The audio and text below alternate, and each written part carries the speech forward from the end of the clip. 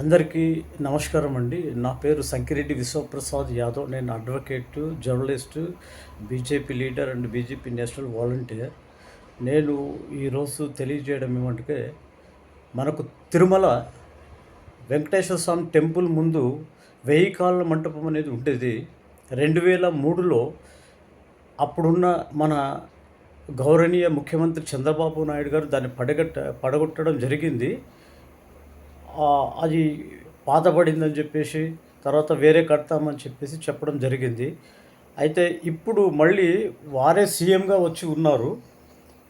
నా విన్నపం ఏమంటే, ముందు ఇంట గెలిచి రెచ్చగలచమంటారు. అదేవిధంగా ముందు ఆ 1000 కాళ్ళ మంటపం కట్టిన తర్వాత అన్ని రాష్ట్రాల్లో కూడా వెంకటేశ్వర స్వామి మందిరాలు కట్టాలని కోరుతున్నాను.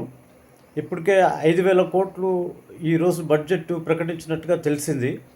మొదట ఈ 1000 కాళ్ళ మంటపం కట్టాలని చెప్పి నేను గౌరవనీయ ముఖ్యమంత్రి చంద్రబాబు నాయుడు గారికి, డిప్యూటీ ముఖ్యమంత్రి పవన్ కళ్యాణ్ గారికి, అలాగే టీటీడీ చైర్మన్ బిఆర్ నాయుడు గారికి నేను విన్నపం చేయుచున్నాను.